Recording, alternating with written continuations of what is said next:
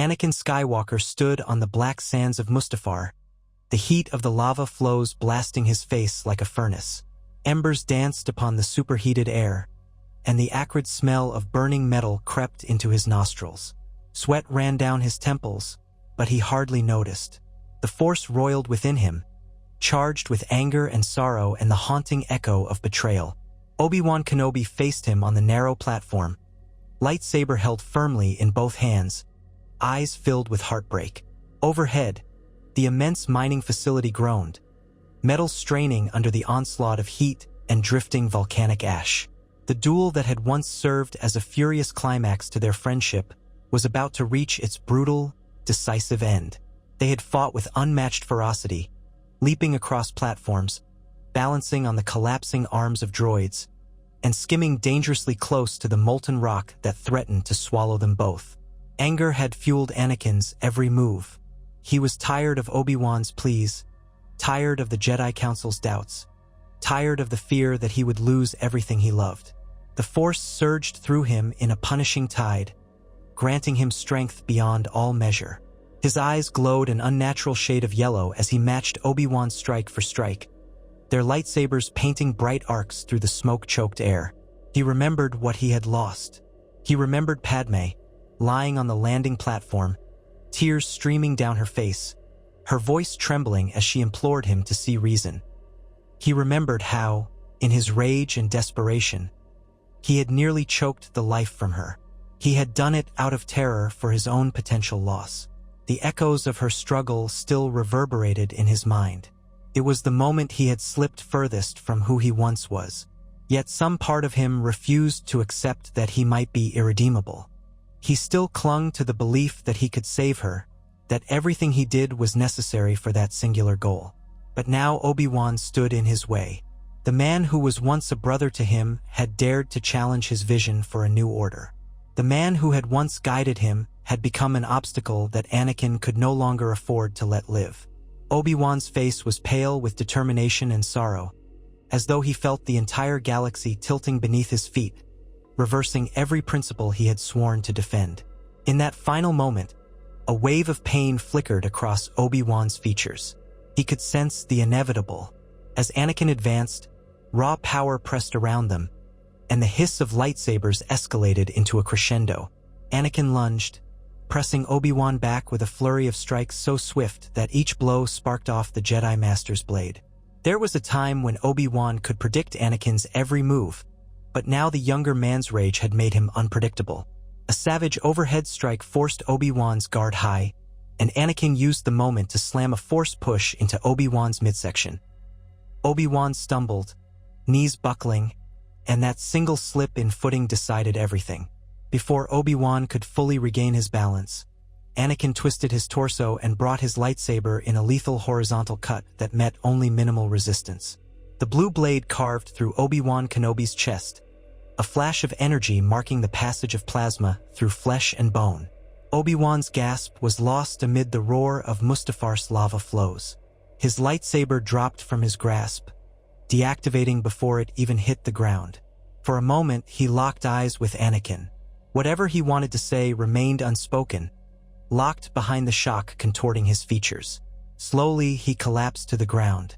Anakin stood frozen, his chest heaving, lightsaber still humming by his side. A surge of conflicting emotions broiled within him. Victory, grief, anger, relief. He had done what he thought was impossible, and at the same time, something crucial within him fractured beyond repair. He knelt over Obi-Wan's body. His old mentor's gaze seemed to search for something, some flicker of the boy he had trained. But that boy no longer existed. Obi-Wan's final breath slipped away, and the fires of Mustafar roared like the funeral pyre for the Jedi Master who had once been among the greatest of the Order. Anakin looked at his own trembling hand. The swirl of the dark side made him feel larger than life. Yet as he stared at Obi-Wan's lifeless form, a faint tremor of regret rippled through his consciousness. But there was no time to mourn. He had committed himself wholly to Darth Sidious's grand plan, and now there was no turning back. He rose to his feet, the memory of Obi-Wan's last moments settling like a brand on his soul. Turning away from the body, Anakin's gaze swept across the lava-strewn horizon. He felt a sudden compulsion to check on Padme. He had left her unconscious near the starship. The droning hiss of sizzling rock accompanied his every footstep as he leaped across a series of failing platforms, using the Force to guide him over yawning gaps until he found his way back to solid ground. At the ship, Padme lay still, her breathing shallow but steady. Relief washed over him. He knelt beside her, brushing her hair away from her face. Gently, he touched her pulse, feeling the faint life force flicker beneath his fingertips. Fear once again rekindled in his mind.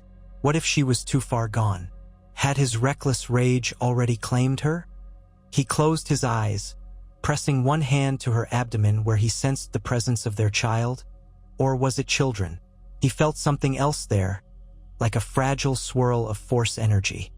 He dared not delve too deep, worried that in his unstable state he might harm that delicate life. Instead, he gently used the Force to soothe her. As he did, he realized that his own powers had grown exponentially in the past hours, as though the dark side were offering him new levels of control. Her heartbeat steadied, and her breath drew deeper. He carried her onto the ship and placed her gently into one of the passenger couches. Swallowing the guilt that gnawed at him, he moved to the cockpit and initiated the engines. He knew his next destination without doubt, the planet that was now the seat of power for the new empire. He set course for Coruscant. His heart pounded, half from anticipation and half from dread. He could sense Darth Sidious's presence even across the vacuum of space, beckoning him, waiting to shape him into the ultimate enforcer of this new galactic regime. As the ship rose into the ash-filled atmosphere of Mustafar, a swirl of orange flame illuminated the viewports. Anakin took a long, unsteady breath, allowing the dark side to shore up his doubts. Obi-Wan was gone. The Jedi Temple was destroyed. He was no longer Anakin Skywalker, Padawan of the Jedi Order.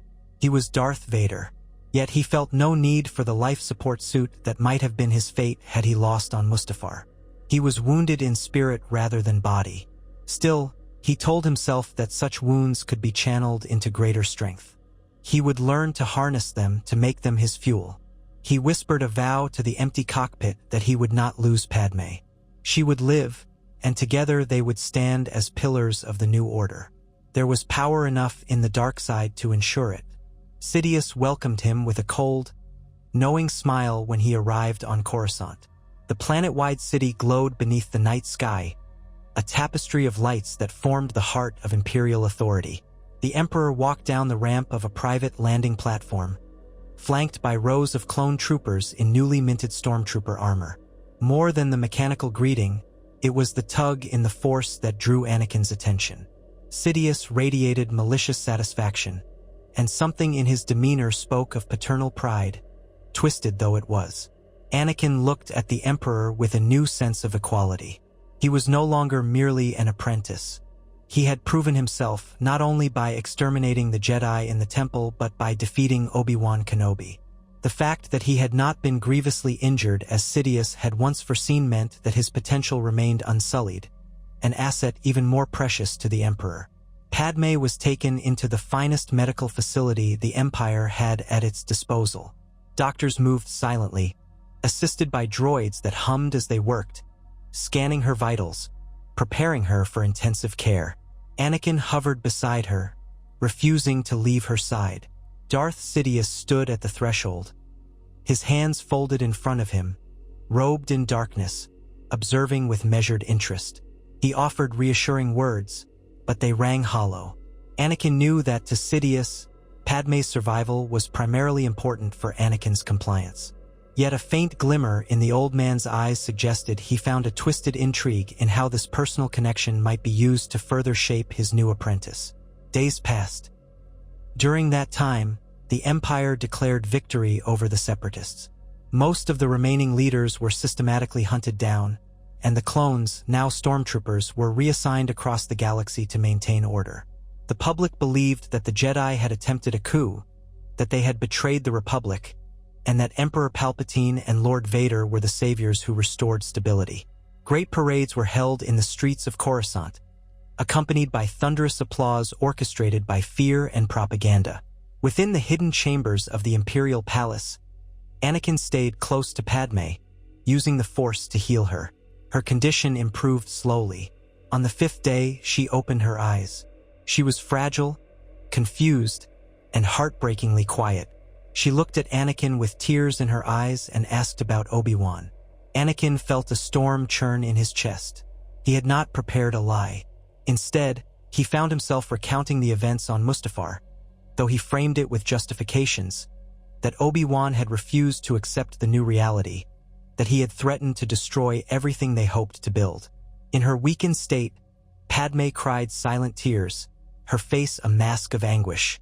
She could not reconcile the Anakin she loved with the man who had murdered her friend and ally. Yet, beneath that sorrow, she saw the fear that still haunted him. He believed he had done it all for her. Her injuries, her near brush with death, the intensity of his commitment to ensure her survival. None of it gave her comfort, but she sensed the desperation driving him. And she loved him enough that she could not immediately turn away, even if her heart felt shattered. In the following weeks, Anakin rarely left her side. Sidious, perceiving the delicate balance of power, kept his distance from the couple. He did not wish to jeopardize Anakin's devotion. In quiet times, Anakin pleaded with Padme to understand his actions. The rest of the galaxy could see them only as a monstrous betrayal of everything the Jedi once stood for, but in his mind, he had sacrificed his own soul to save her. Though Padme flinched at the darkness that radiated from him, a part of her still believed that the spark of goodness within him remained. She prayed it might one day resurface. Meanwhile, across Coruscant, the Imperial Palace became a seat of bureaucratic terror. Grand Moff Tarkin and other Imperial officers solidified their positions as governors and administrators of the new empire. Those who once held seats in the Senate either capitulated to the Emperor's policies or found themselves silenced.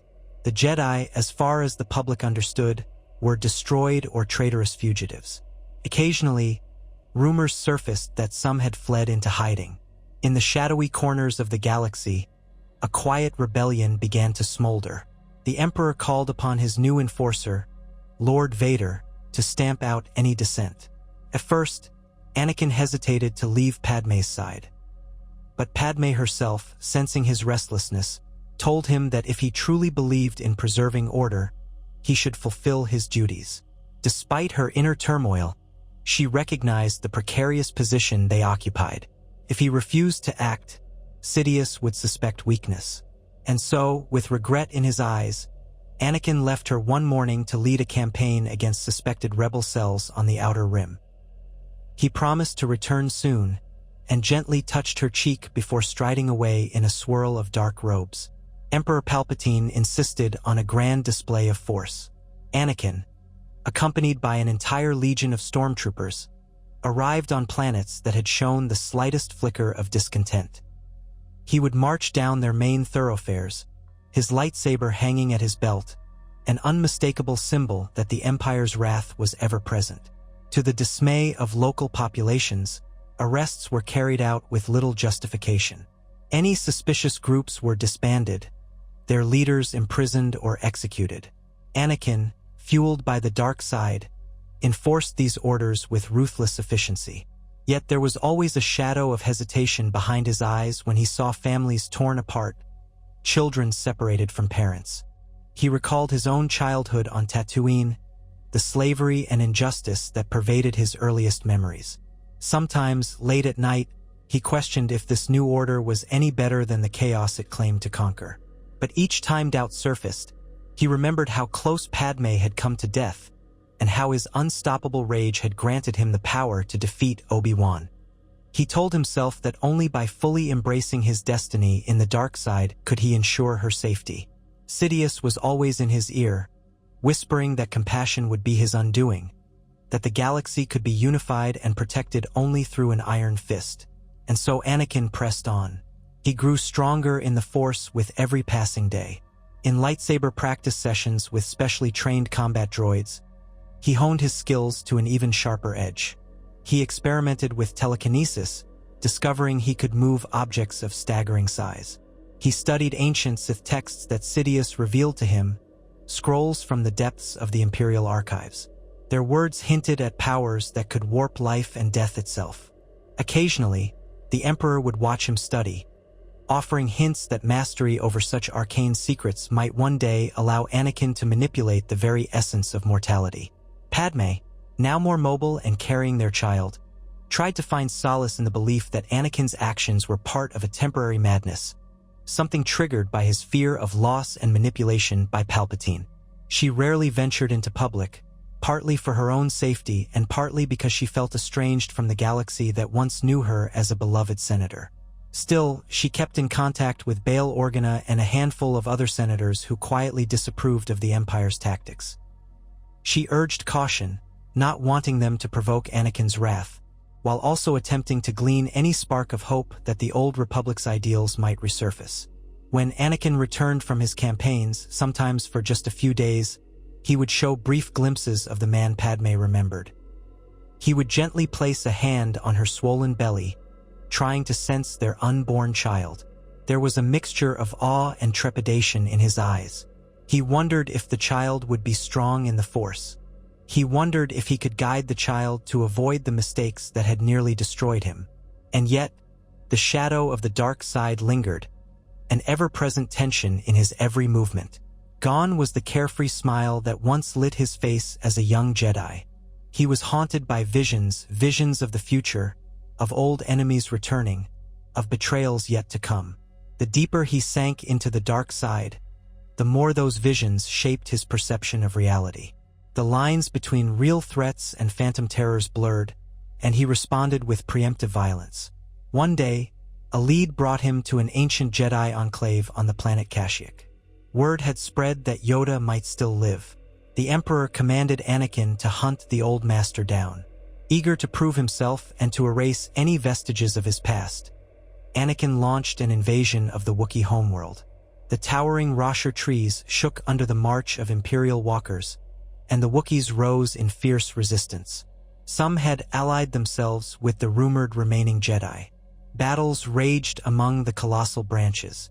Blaster fire burned gaping holes in the bark, and squads of stormtroopers advanced under the cover of heavy artillery. Anakin strode at the forefront, black cloak streaming behind him, using the Force to deflect enemy fire and to strike down Wookiee warriors who tried to protect their territory. The further he ventured, the more he felt a subtle, familiar presence. It was faint yet distinctly luminous in the Force. He pressed on, ignoring the roars of the wounded and the crackling of flames devouring the ancient wood. Eventually, he came upon a clearing high in the canopy. A circle of Wookiee warriors lay incapacitated or unconscious, and in the center stood Master Yoda. The diminutive Jedi looked worn, his green skin dulled by age and conflict, but his eyes still gleamed with the warmth and wisdom that had once guided the Jedi Order.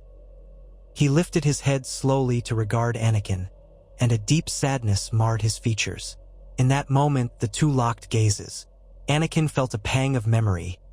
The Jedi Council chamber, Yoda's counsel about fear and attachment, the countless lessons that had once seemed so trivial. He ignited his lightsaber with a snap hiss. Yoda sighed, his own blade shimmering to life. Their duel was swift and ferocious. Anakin's raw power hammered at Yoda's defenses, but the ancient Jedi Master was agile, flipping and spinning with a speed that belied his size and age. Sparks showered around them as sabers clashed. The Force churned with an intensity that shook the platform. Yet Yoda was at a disadvantage. He had been in hiding for too long, lacking the resources and allies that once supported him. Anakin, uninjured and emboldened by the dark side, fought with a renewed sense of vengeance. This was his chance to wipe away the last living symbol of the old Jedi hierarchy that had once doubted him. Yoda parried a powerful overhead strike, but the impact forced him to his knees. Anakin wasted no time. He sent a massive telekinetic wave crashing into the Jedi Master, hurling him across the clearing into a thick branch. Yoda struggled, pushing himself upright, only to find Anakin already upon him. One final slash of the lightsaber, and the ancient Master's blade clattered to the ground. Yoda slumped, life slipping from him even as he cast one final sorrowful glance at the fallen chosen one. A quiet murmur escaped his lips, perhaps a warning, perhaps a lament. Then he was gone. Anakin stood, breathing heavily, the dark side seething in his veins. It was over. He sensed no more of Yoda's presence in the Force. The old Jedi Master's death rippled across the cosmos, and for a moment, Anakin felt a hollow echo in his heart, as though a final chord of something pure had been severed. Yet, as quickly as that remorse arrived, his anger at the Jedi overshadowed it. He would do whatever it took to keep control, to keep Padme safe. There was no place for regret now. Returning to Coruscant, he presented Yoda's lightsaber to the Emperor as proof of his victory. Sidious beamed with cold pride, praising his apprentice's efficiency. "Truly, Lord Vader," he said softly, "you have become more powerful than even I could have foreseen." Anakin felt no satisfaction. He only felt a grim acceptance that this was his path. The Emperor demanded further compliance, further missions, further elimination of what few Jedi might remain. And so Anakin continued. Each Jedi death weighed on him, yet each time he rationalized that it was for the greater good, his good and Padme's good. Anakin stood, breathing heavily, the dark side seething in his veins. It was over. He sensed no more of Yoda's presence in the Force. The old Jedi Master's death rippled across the cosmos, and for a moment, Anakin felt a hollow echo in his heart, as though a final chord of something pure had been severed. Yet, as quickly as that remorse arrived, his anger at the Jedi overshadowed it. He would do whatever it took to keep control, to keep Padme safe. There was no place for regret now. Returning to Coruscant, he presented Yoda's lightsaber to the Emperor as proof of his victory. Sidious beamed with cold pride, praising his apprentice's efficiency. "Truly, Lord Vader," he said softly, "you have become more powerful than even I could have foreseen." Anakin felt no satisfaction. He only felt a grim acceptance that this was his path. The Emperor demanded further compliance, further missions, further elimination of what few Jedi might remain. And so Anakin continued. Each Jedi death weighed on him, yet each time he rationalized that it was for the greater good, his good and Padme's good. As the months passed, Padme gave birth to a single child, a boy.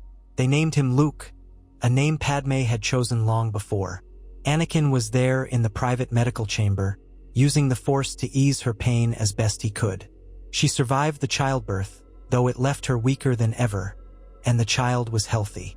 For a moment, there was a flicker of genuine joy in Anakin's heart when he held his son. The infant's tiny fist curled around one of his gloved fingers, and Anakin felt an overwhelming desire to protect that life. He vowed that Luke would never know the hardships his father endured. He dared to imagine a peaceful galaxy, one where his family might live unafraid. Perhaps, with the Jedi gone, the galaxy would know stability. Yet stability under the Empire proved to be a cold, oppressive thing. Citizens lived in fear of the next crackdown. Worlds that refused to bend the knee faced blockades, their resources stripped away, their populaces subjugated. Palpatine's authority grew more absolute by the day, and as it did, he demanded more from his apprentice. The Emperor's health, though frail from the outside, seemed inconsequential. His mastery of the dark side allowed him to remain potent.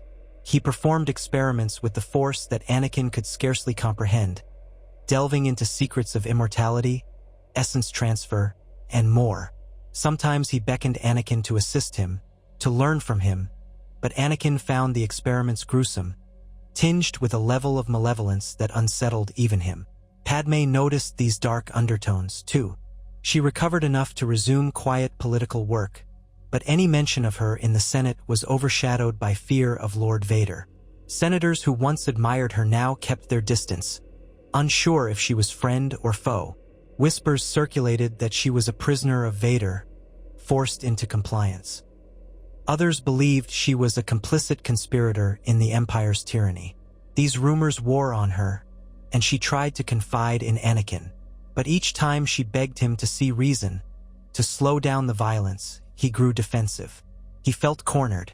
Didn't she understand he was doing all this for her? For Luke, the galaxy was vast, filled with hidden threats.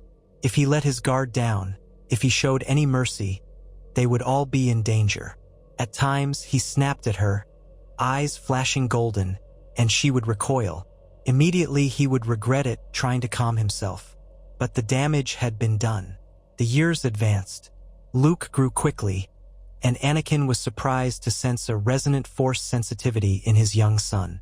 Sidious occasionally made casual remarks about Luke's future, what he might become if trained from a young age in the arts of the dark side. Each time, Anakin's protective instinct flared. He did not want Luke near the Emperor. He told Sidious that he would train his son personally when the time was right. A small tension grew between them, a faint crack in their master-apprentice relationship. Palpatine, for his part, seemed content to wait, confident that eventually the child would be shaped in the Emperor's image, as Anakin had been. Padme spent her time trying to educate Luke in the values of compassion and justice. She told him tales of the old Republic, how democracy once thrived.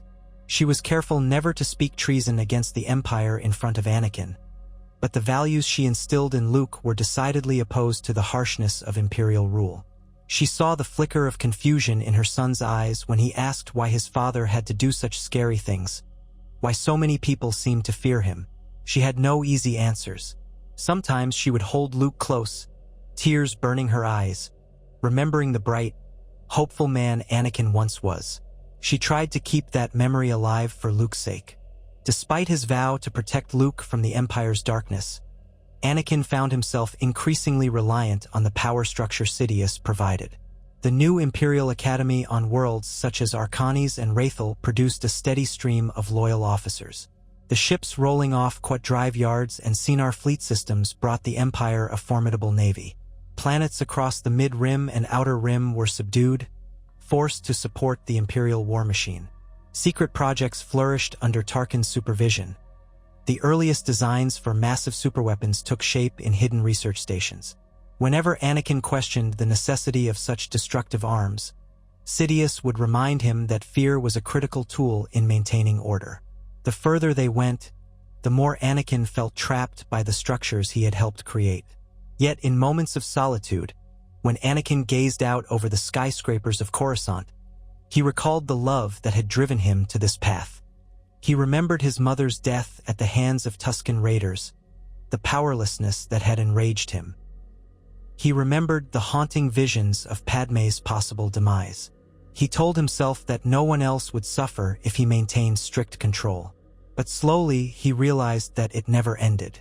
There was always a new threat, a new rebellion forming somewhere. The galaxy's fear of the Empire was fueling the very chaos they sought to quell. And so the cycle continued. Luke grew older, reaching the age of 5, then 6. Palpatine began to show more interest in the boy, inviting him to the Imperial Palace for small gatherings. At these, Luke would sit beside his father, the boy's wide eyes taking in the pomp of the Imperial court.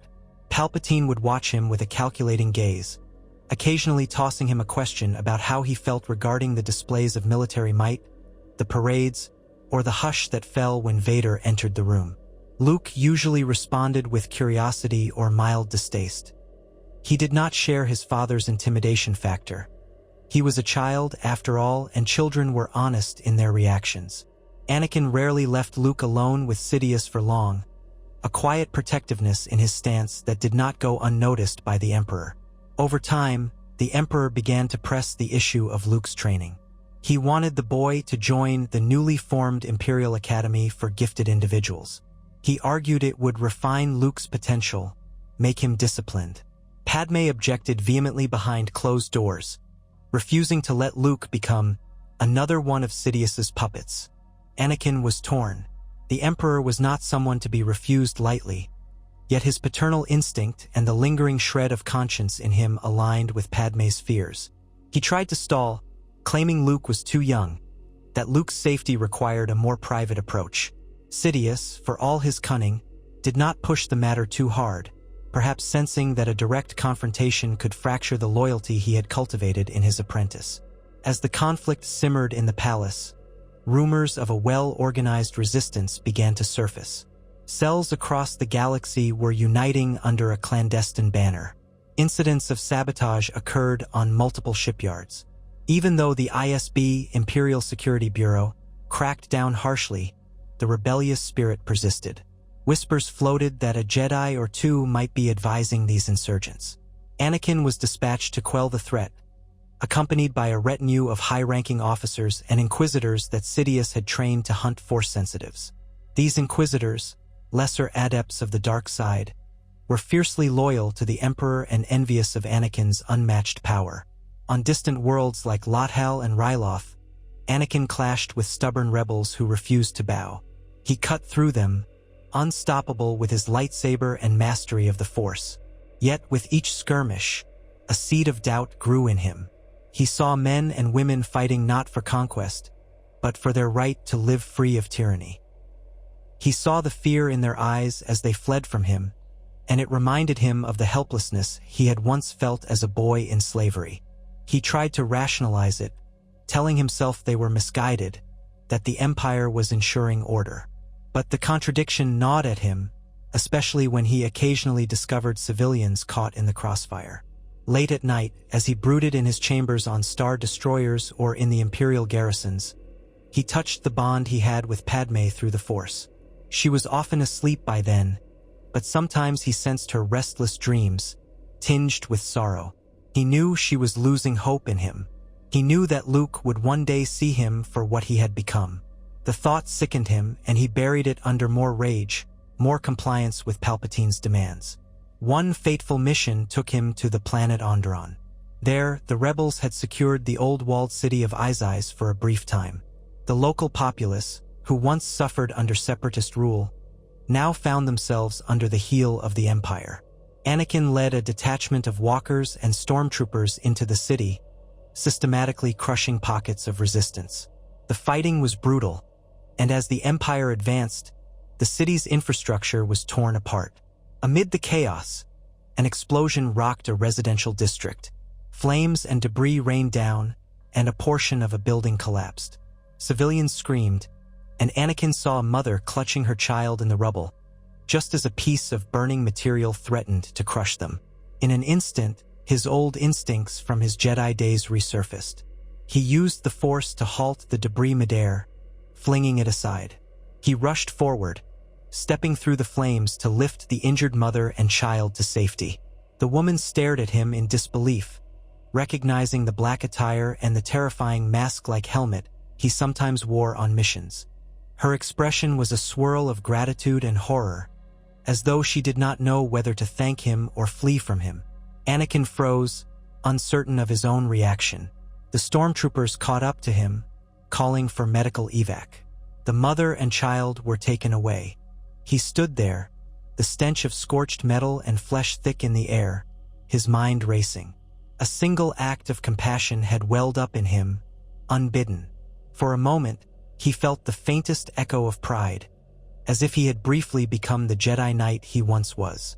But then an Inquisitor appeared behind him, a sneer twisting her lips. "Mercy is a weakness, Lord Vader," she hissed. Anakin felt the dark side swirl as she spat the words, and he realized that if this incident reached Sidious's ears, it might be used against him.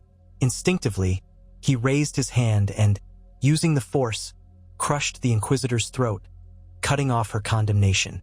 She collapsed, choking for air. With a twist of his wrist, he snapped her neck. The stormtroopers looked on in stunned silence.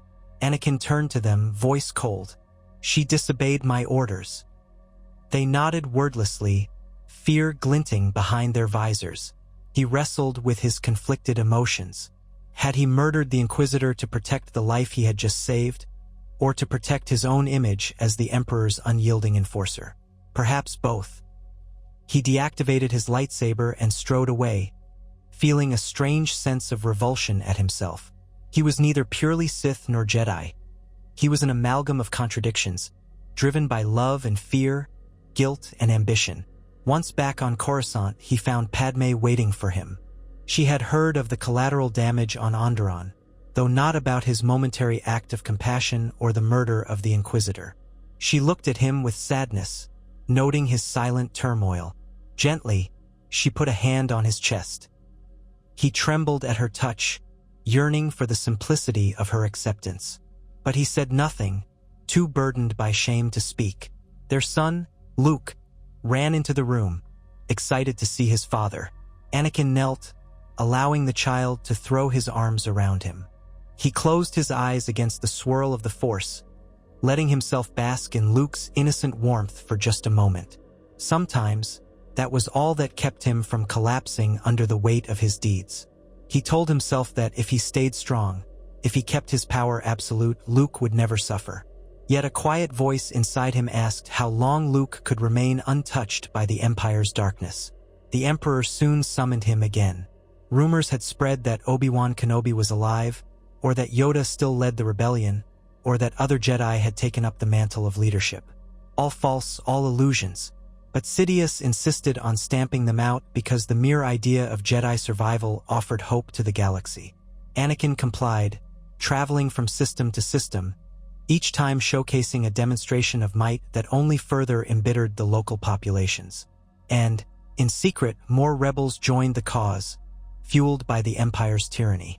Eventually, the Emperor began work on a massive new superweapon, something beyond the occasional projects Tarkin had overseen. Detailed planning took place in the most secure facilities, well away from prying eyes. Anakin was partially aware of it, but Sidious kept the full scale of the operation vague. When Anakin inquired, Sidious would merely smile and say that soon the entire galaxy would learn to fear the ultimate power of the Emperor. Anakin felt an inexplicable unease about it. Perhaps it was because the Emperor was forging his own path to unchallenged dominance, overshadowing even Vader. Amid this slow burn of galactic oppression, Luke turned 10.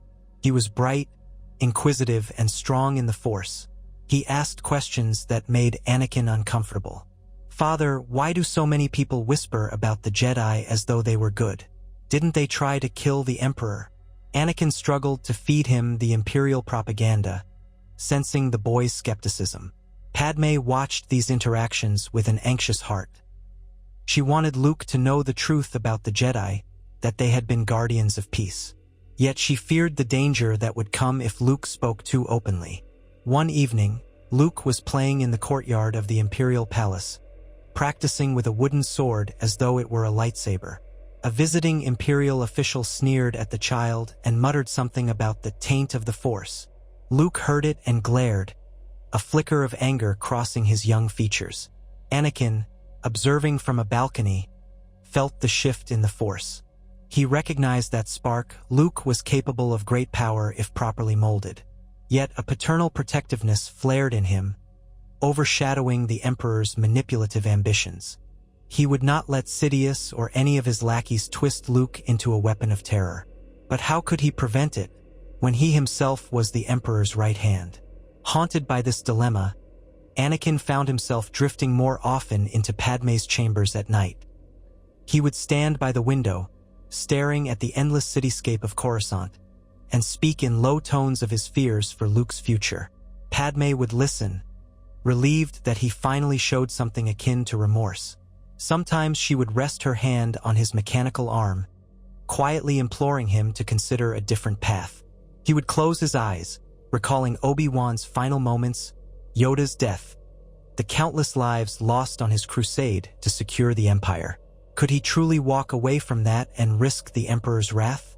The question loomed over him for months. The impetus for change came unexpectedly when Luke stumbled into a secret corridor within the palace, discovering an ancient Jedi archive that Sidious had stored away. Fascinated, the boy devoured the holograms, learning about the Jedi philosophy, their code, their heroic deeds in times past. When Anakin found Luke there, the child turned to him, eyes shining with curiosity. "Father," Luke asked, "were you really a Jedi once? Were you like them?" Anakin's heart thundered in his chest. The immediate instinct was to hush Luke and lock the place down. But seeing the wonder in Luke's eyes, he could not bring himself to lie outright. He admitted that he was once a Jedi, that he had fought alongside Obi-Wan Kenobi in the Clone Wars. Luke's questions came in a torrent. Why had they turned against the Republic? Why did the clones betray them? Why did the Emperor say the Jedi were evil? Anakin tried to deflect, but the boy pressed on. Eventually, Padme entered, concerned about the raised voices, and saw them in this hidden library. She placed a gentle hand on Anakin's shoulder, as if giving him permission to reveal the truth.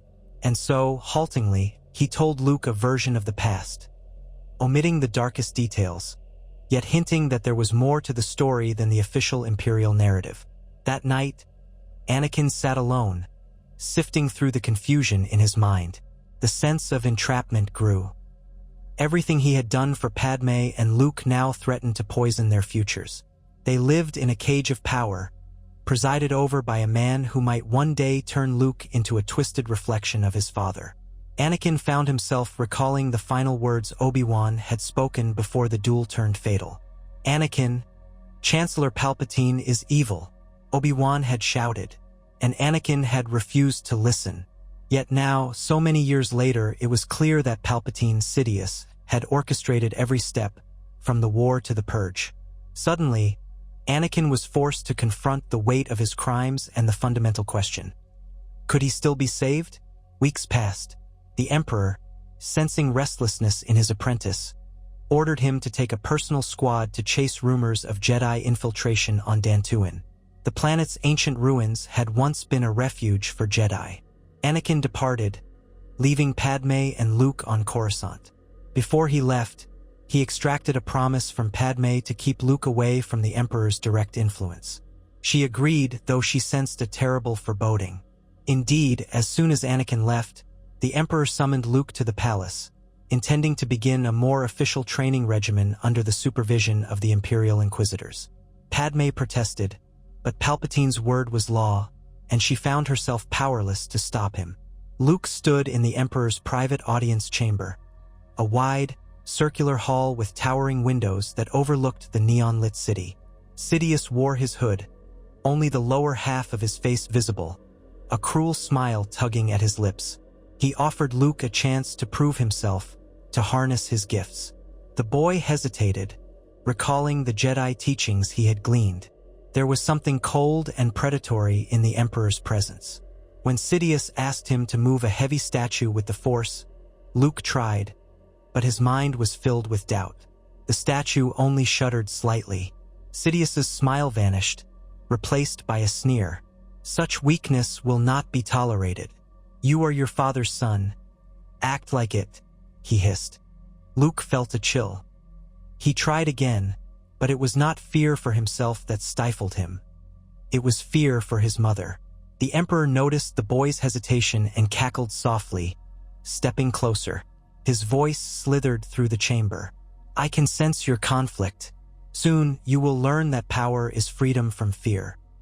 He raised a crooked finger, releasing a tendril of blue Force lightning that crackled through the air.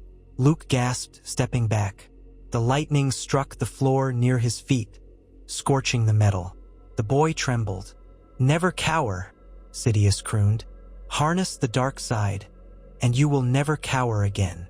Padme, locked out of the room by royal guards, heard her son's gasp and felt a deep panic. She struggled to get past them but was held at gunpoint. Her mind whirled with terror. Anakin was gone, and she had no one to turn to for help. Desperate, she reached out to a single contact who might intervene. Bail Organa, the senator who had quietly opposed the Empire for years. She sent a coded message, uncertain if he could even respond in time. Her heart pounded as she prayed that some rescue might come for her son before the Emperor broke him. Meanwhile, Anakin arrived on Dantooine with his squad. They scoured the ancient ruins, finding no sign of Jedi infiltration. But the Force nagged at him, sending him waves of warning. He felt Luke's fear, Padme's distress, as though carried on a phantom wind. Without waiting for confirmation, he boarded his shuttle and set a course back to Coruscant, leaving the stormtroopers confused at the abrupt departure. The entire flight, he was gripped by a single thought. The Emperor had made his move on Luke. The prophecy he had seen in nightmares was playing out. If he did nothing, Luke might emerge from this a twisted, enslaved creature of the dark side. A new, unimaginable terror took hold of Anakin's heart. the possibility that he might lose his son's soul in the same way he had lost his own. Upon reaching Coruscant, Anakin wasted no time in landing directly at the Imperial Palace. He stormed through the corridors, cloak billowing behind him, ignoring salutes from the guards. The Force pulsed with urgency. He finally reached the closed doors of the Emperor's audience chamber and found Padme locked outside, tears staining her cheeks. She clutched at him, sobbing that Luke was in danger. Enraged, Anakin ignited his lightsaber and slashed through the door's mechanisms. The thick metal parted, revealing the scene inside. Sidious stood with one hand raised, arcs of lightning dancing along his fingertips, while Luke cowered, his face contorted in confusion and pain. The boy looked up at the sudden noise, eyes wide with relief and fear as he saw his father. Sidious turned, the lightning ceasing, his eyes gleaming with malevolence. "Lord Vader," he said, his voice a silky mockery. "How timely of you to join us. Your son lacks proper discipline. I thought a taste of true power might prove educational." Anakin seethed, stepping between Luke and the Emperor. He felt his boy cling to his cloak. Rage, fear, and a potent protectiveness ignited within him. "You will not touch my son again," he growled, pointing his lightsaber at Sidious. The Emperor's lips curled into a cruel grin. "You dare threaten me, after all I have done for you?" Sidious hissed. "I made you, Vader. I gave you the power to save Padme, to build this empire. And this is your gratitude." Lightning flared from Sidious's hands, aimed directly at Anakin. Drawing on the dark side, Anakin blocked it with his lightsaber, the beams of energy crackling wildly around the chamber. Luke backed away, covering his ears against the shrill hum. Padme rushed in, scooping Luke into her arms. The Emperor advanced, hurling bolts of electricity with both hands, his face twisted in fury. Anakin grunted under the strain, summoning every ounce of power in the Force to hold back the onslaught. Yet Sidious's power was immense. Anakin's lightsaber flickered, and arcs of lightning seared his arm. He gritted his teeth, feeling the pain. But it was the sight of Luke clinging to Padme, trembling, that fueled him. This was the moment upon which his entire destiny hinged. With a mighty roar, Anakin shifted his stance, channeling his rage and love in equal measure. He thrust his free hand forward, releasing a wave of telekinetic force that crashed into Sidious, throwing the Emperor back against the far wall. Sidious snarled as he hit the marble, cracking it. He struggled to rise, and Anakin lunged, bringing his lightsaber down in a blazing arc. The Emperor summoned a shield of dark side energy, but Anakin's blow shattered it, forcing Sidious to roll away. Sparks danced across the floor. Sidious retaliated with lightning so intense it scorched the ceiling overhead, but Anakin pressed forward. Lightsaber locked with electricity, the two straining in a deadly stalemate. The Emperor's eyes glowed with hate, and Anakin's mechanical hand tightened on the hilt, refusing to yield. For a split second, the Emperor's gaze flicked to Padme and Luke.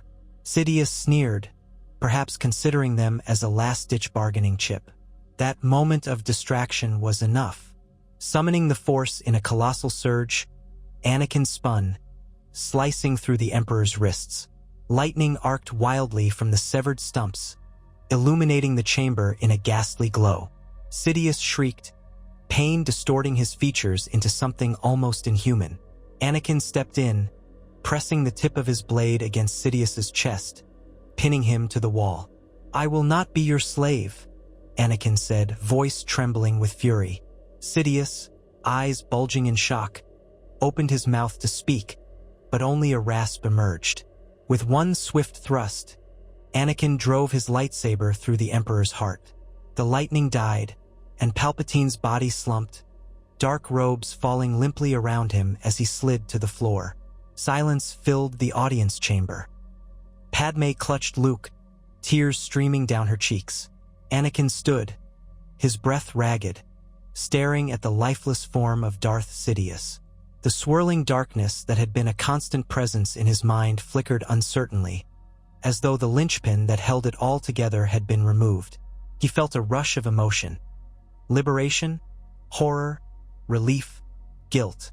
He had finally broken free from the chains that bound him. Yet, in so doing, he had cut down the man who controlled the entire empire. The aftermath was immediate. Alarms rang throughout the palace, triggered by the emperor's death. Stormtroopers and Imperial guards rushed to the audience chamber. They stopped short at the sight of Anakin, lightsaber still glowing, the emperor's corpse at his feet. For a heartbeat, no one moved. Then the royal guards launched themselves forward, pikes crackling with energy. Anakin met them head-on, parrying their strikes. The corridor filled with the hum and clash of weapons. Within moments, more troopers arrived.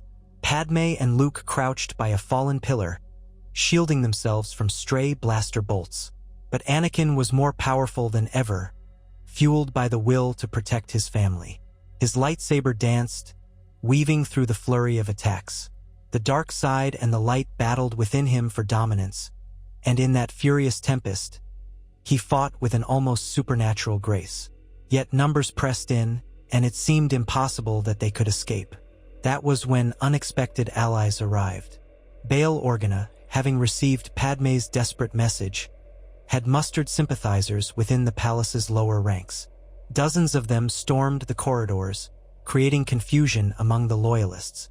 Some of the stormtroopers turned on each other, uncertain who was giving orders now that the Emperor was dead. Amid the chaos, Anakin grabbed Padme's hand, guiding her and Luke out of the chamber.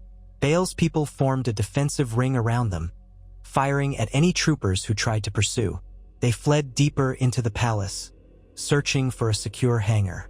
Alarms blared, and announcements crackled over the comm system, declaring that Lord Vader had committed regicide. The Empire was fracturing before their eyes. Entire garrisons were in disarray, unsure whom to follow. Some believed it was a Sith power play, others suspected infiltration by the rebellion. Reaching a private landing platform, Anakin shoved aside the last troopers in their way. Bail Organa appeared, ushering them onto a sleek Corvette.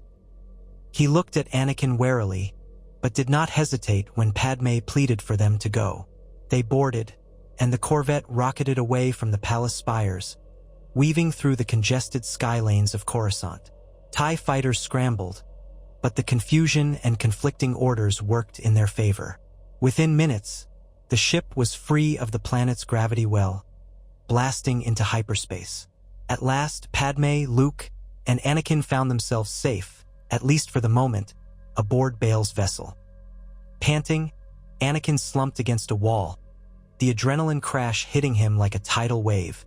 Padme cradled Luke close, trying to calm the boy's shaking shoulders. Bail stood with them, a swirl of anxiety and disbelief on his face. "What have you done?" he whispered to Anakin. The weight of that question pressed on them all. Sidious was dead, the Empire leaderless, and the galaxy teetered on the brink of chaos. Anakin lifted his gaze, eyes filled with conflicting emotion. "I did what I had to do," he murmured. Slowly, he realized he was free, truly free for the first time since he had bent his knee to the dark side. But the consequences of his actions would shake the galaxy to its core. He did not know if he had the strength to face what came next, but at least he had Padme and Luke by his side. For now, that had to be enough. Over the following days, the group found refuge on Alderaan, welcomed cautiously by Bail's family and advisors who had quietly opposed the Empire from within. The HoloNet exploded with news of the Emperor's sudden death. Some declared Darth Vader the new Emperor, others labeled him a traitor who must be brought to justice. Various military factions jostled for control, Moffs trying to seize power, admirals consolidating fleets. Law and order rapidly deteriorated in many systems, giving the nascent rebellion a chance to rise openly. Across the galaxy, enslaved worlds rebelled, stormtrooper outposts were overwhelmed, and the Empire seemed poised to fracture into warring states. On Alderaan, Padme spent hours in hushed conversations with Bail and other senators. They formed a coalition, determined to restore the ideals of the Republic, or at least create a stable government free from Sith manipulation. To that end, Padme believed that Anakin could play a crucial role in bridging the gap. Yet many distrusted him. He was Vader, a symbol of terror. Countless atrocities had been carried out under his command. How could they possibly accept him now? Anakin bore the brunt of their suspicion in silent resignation. He knew he deserved it.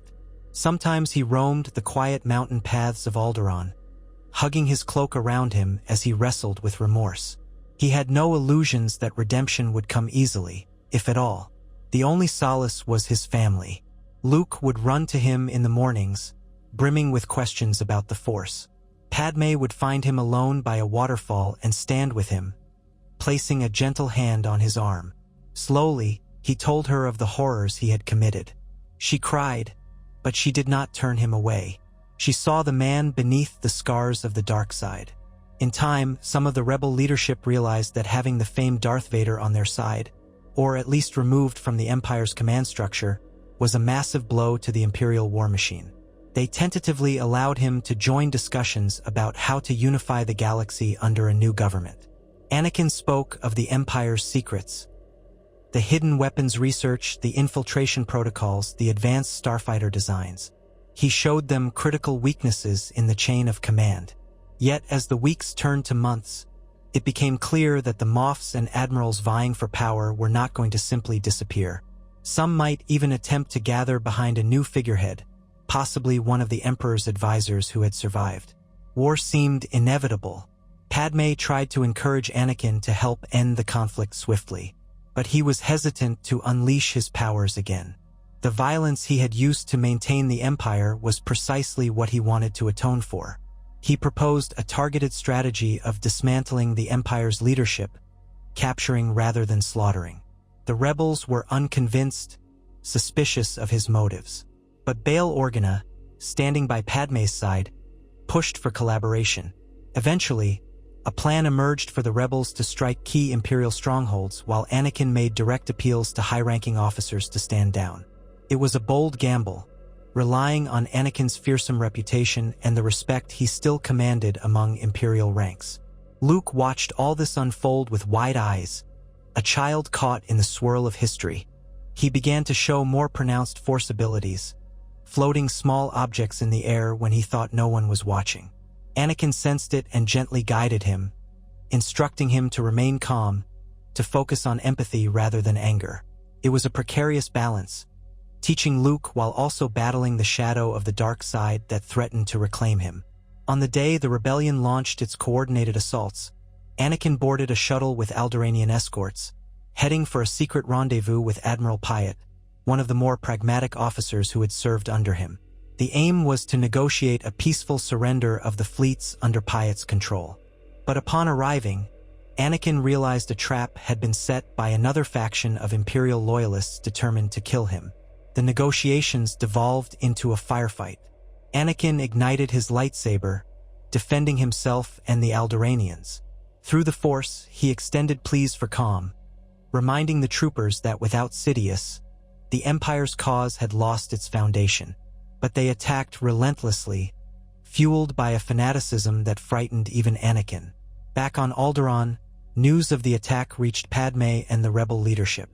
Panic seized them, fearing Anakin might be killed or captured, losing a valuable edge in this pivotal conflict. Padme insisted on going to help him, but Bail argued it was too dangerous. Finally, with Luke's tearful pleas to save his father, Padme convinced Bail to scramble a rescue team. A small fleet of blockade runners and fighters jumped to the rendezvous coordinates, engaging the loyalist Imperial vessels. A fierce space battle ensued, lasers lighting up the void. Amid the chaos, Padme piloted a sleek diplomatic craft with surprising skill, diving past turbolaser fire to reach the orbiting platform where Anakin was pinned down. On the platform, surrounded by the bodies of both Imperial troopers and rebel volunteers, Anakin fought in a swirl of lightsaber strokes, deflecting blaster bolts and pleas for reason in the same breath. He refused to slaughter them, hoping some would stand down. Gradually, a handful lowered their weapons, uncertain. Then reinforcements arrived from the rescue team, pushing the loyalists back. Padme emerged from the craft, running to Anakin's side. He stood there, battered, his cloak scorched, a new wound on his mechanical arm. Relief flooded his features at the sight of her. In that moment, a portion of the Loyalist troopers saw the famed Lord Vader, once unstoppable, now protected by rebels and accompanied by the senator he had once served. Confusion paralyzed them. They no longer knew what they were fighting for. Seizing the opportunity, Anakin deactivated his lightsaber, stepping forward with his hands raised. "No more bloodshed," he said, his voice carrying authority. "Palpatine is gone. The Empire you knew is gone. Join us and we will strive for a new era. Continue to fight, and we will meet you only with defense." Padme stood beside him, echoing his words with her own plea for peace. A hush fell over the platform. Admiral Piett, finally stepping into the open, signaled his men to stand down. The Loyalists, seeing their leadership capitulate, dropped their weapons. On that day, a portion of the Imperial fleet chose to surrender rather than continue a hopeless struggle. News of this surrender rippled across the galaxy. It emboldened other Imperial officers to follow suit, and the rebellion's momentum accelerated. Skirmishes continued, but each victory allowed the coalition to bolster its claim that a new government, free from Sith tyranny, could rise. Anakin found himself at the center of a fragile alliance, accepted by neither side wholeheartedly, yet serving as a crucial bridge. He confronted Moffs who had once feared him, forcing them to lay down arms or face the might he still commanded.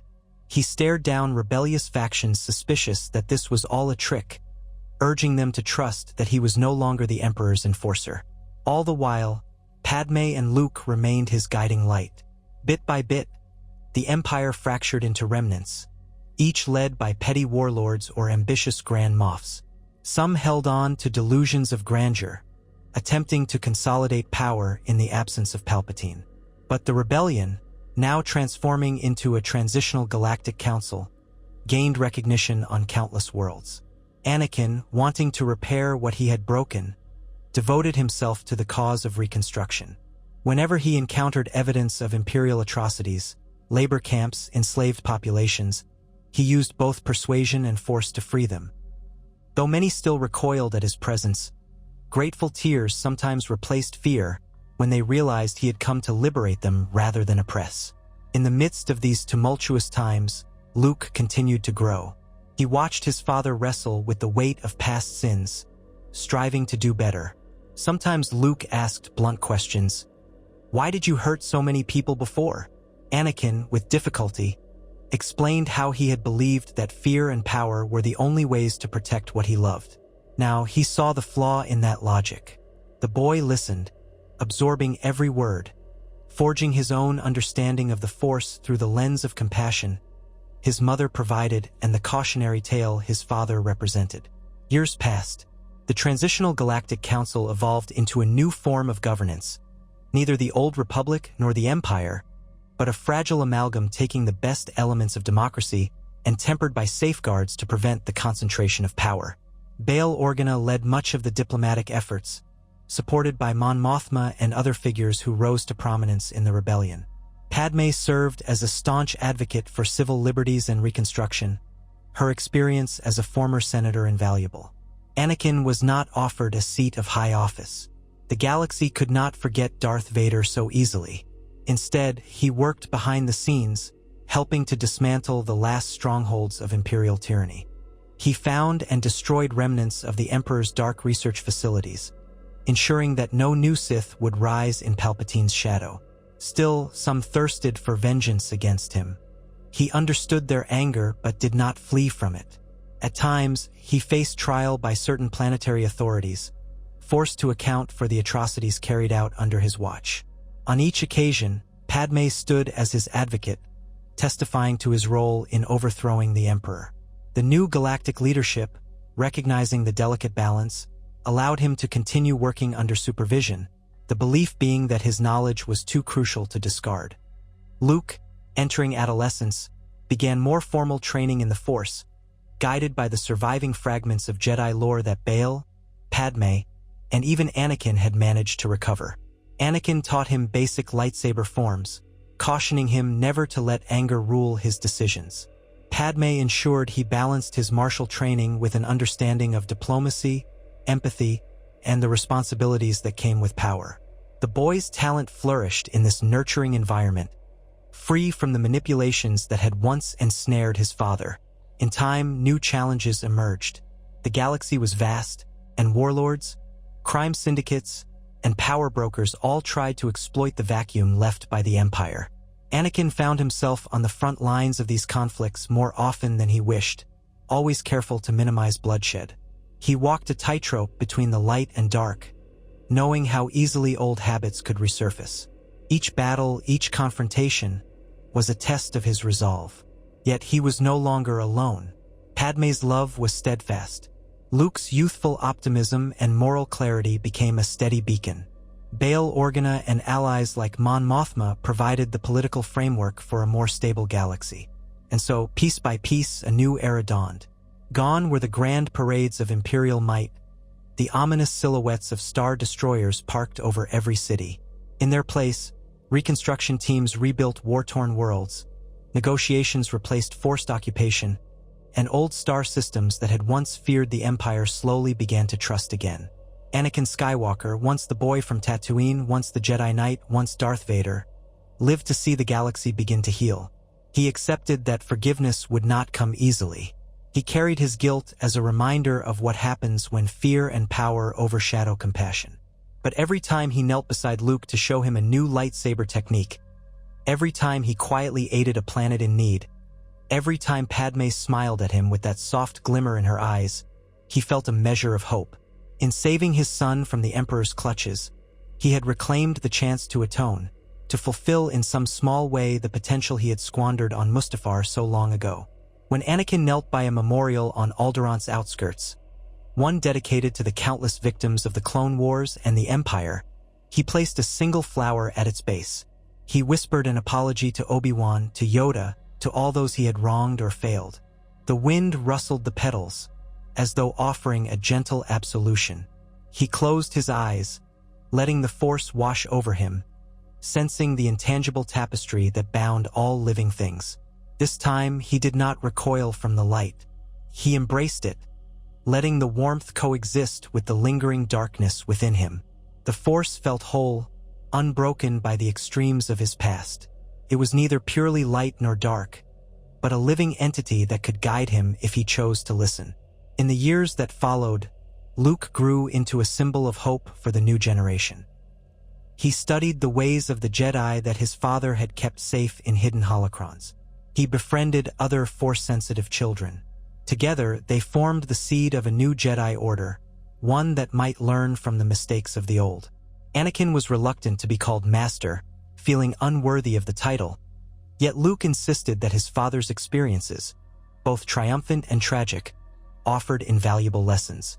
Slowly, Anakin accepted a role as an advisor to these young aspirants, ensuring they understood that the Force was not a tool for domination, but a path to understanding life in all its complexity.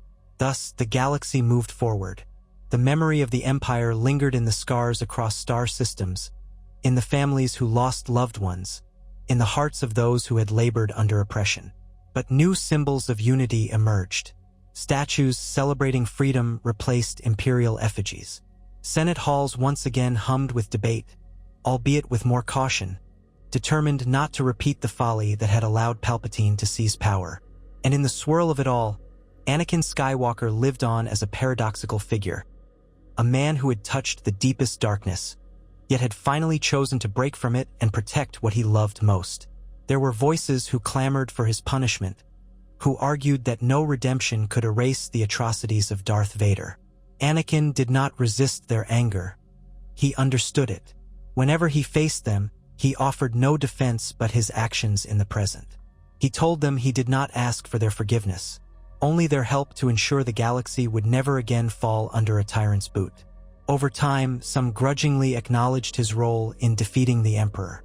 Others remained resentful, and he did not blame them.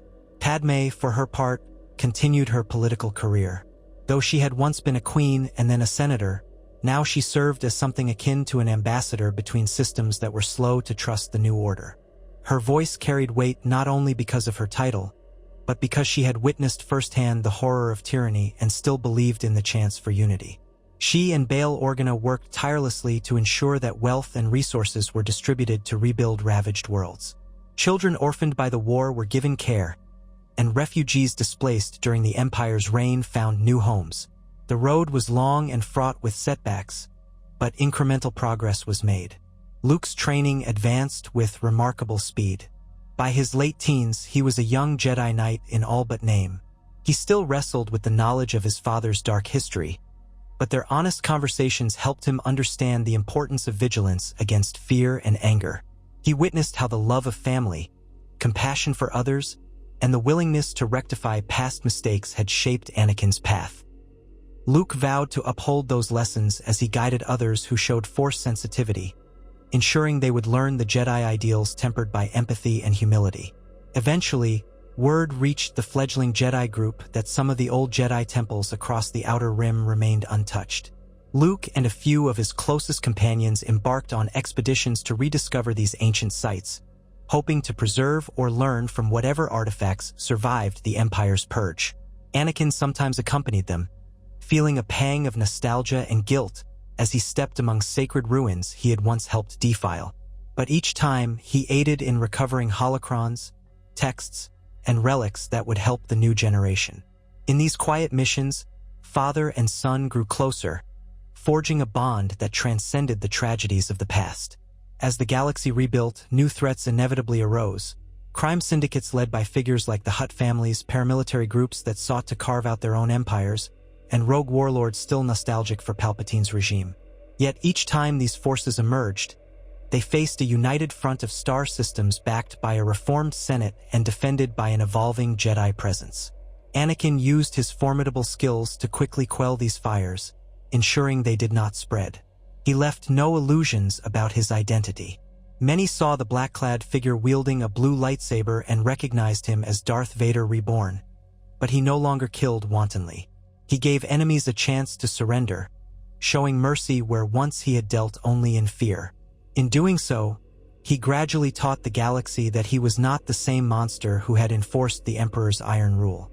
Children who had never known the Empire grew up hearing tales of how Darth Vader destroyed Emperor Palpatine to save his son, and how Anakin Skywalker now served as a protector of peace.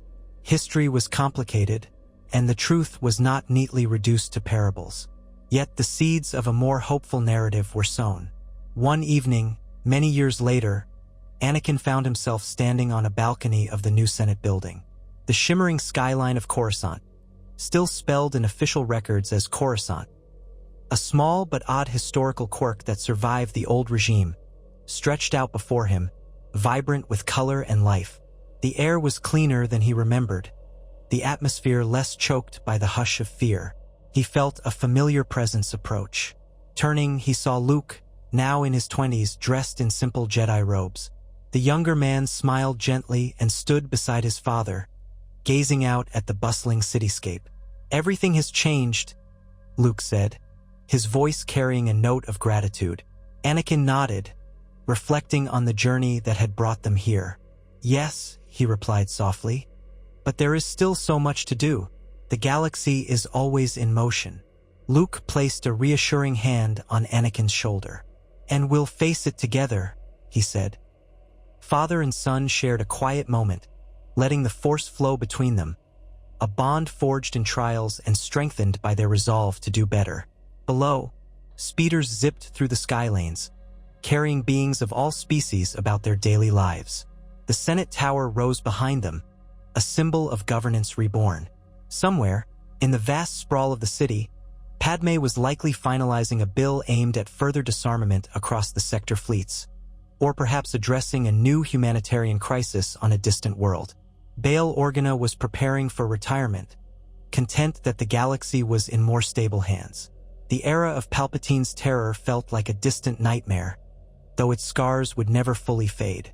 Anakin took a deep breath, letting the hum of life fill his senses. He recalled Mustafar, the stench of brimstone, and the sight of Obi-Wan Kenobi falling to his blade. That victory had once represented his total fall to darkness. But ironically, it also ensured he survived unmaimed, capable of reaching the full scope of his power. With that power, he had dominated the galaxy at Sidious's command, only to ultimately turn it against the Emperor in defense of his family. The Force worked in mysterious ways. Perhaps it had always been guiding him toward this chance at redemption. He allowed himself a moment of acceptance, acknowledging that while the past could never be erased, the future was not fixed. Love, family, and the willingness to choose compassion over fear had led him here. The Force swirled around him and Luke, carrying echoes of those who had gone before. Yoda, Obi-Wan, even the memory of Mace Windu and the countless Jedi lost. In that quiet, luminous presence, Anakin felt a sense of peace he once believed was forever beyond his reach. Above, the stars began to shimmer as night draped Coruscant in a vast celestial cloak. Tomorrow would bring new challenges. There were always more disputes, more lingering pockets of darkness. But Anakin Skywalker no longer stood alone. He had Padme, Luke, and a galaxy increasingly choosing hope over fear. So he stood there, breathing in the warm night air, reflecting on a life that had once been consumed by hatred and regret. Now, in the gentle hush of the city, with his son at his side, Anakin felt something he had not felt in a very long time. He felt the Force at balance within him, a calm acceptance that whispered of atonement and, at last, a measure of freedom.